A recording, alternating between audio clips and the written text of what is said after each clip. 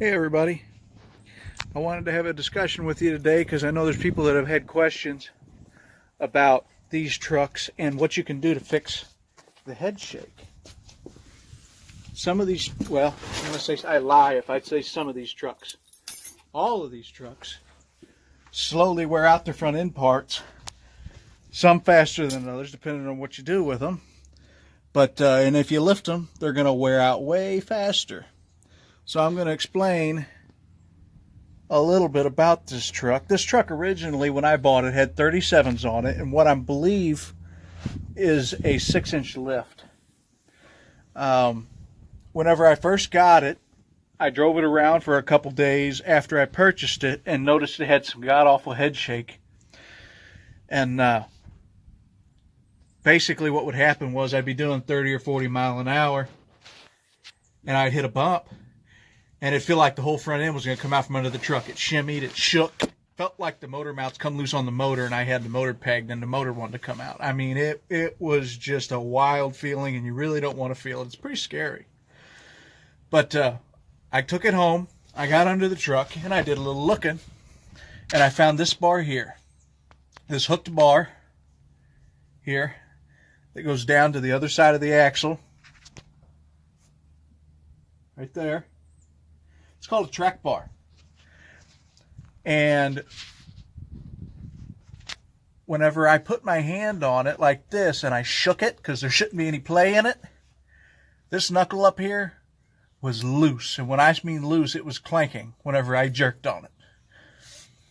That piece to replace, which was my main issue, was $80, and it's a Moog part, and I bought it from O'Reilly's. The second two things I did to help keep it from happening and to help save some wear on other parts was I bought a steering arm stabilizer, which is this piece here. This one's made out of square tubing, so it's really strong. Some of them are made out of angle iron. I wouldn't really suggest those. And they're made out of stamped steel, so I can see where a lot of people would say, yeah, that's probably a good idea.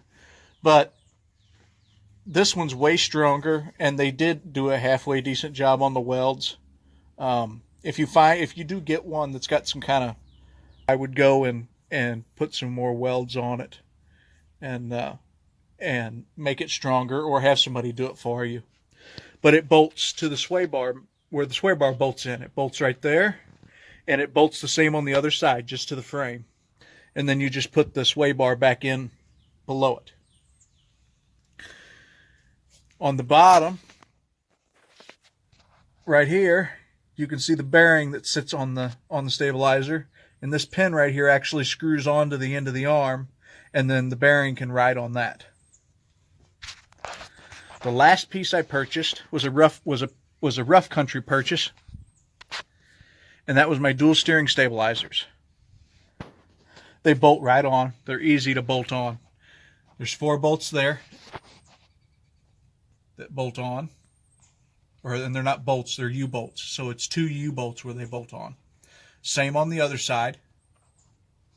And I'll take you over there and show you that real quick. I went ahead and painted them white. They come silver, but I painted them white, and I put blue boots on them. You can see where that one bolts on. And then it's got one other piece that mounts, and it's the piece that mounts to the axle under the center. It's this aluminum piece here. You can see them 4 bolts. They just wrap. It's 2 U-bolts, and they just go around the axle. And I'll show you a piece over the top. There you go. See how they wrap around it, and then they just bolt that plate from the underside, and that plate goes from the axle forward and holds up this here. And I'd recommend I'd say every oil change, maybe a little sooner, get under here and just check these and make sure everything stays tight. And I'm not just talking about your stabilizers and what I've got on here. Whole front end. Just kind of look it over. Make sure that there's nothing that looks out of place or looks funny. You know, give things a little turn, little twist. Make sure everything's nice and tight, which these are made to do this.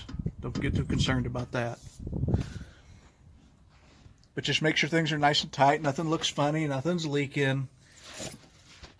Just good overall maintenance on your truck is just keeping an eye on it, you know, looking for things that don't look normal. And the longer you look at it, the easier it'll be to notice whenever something comes amiss.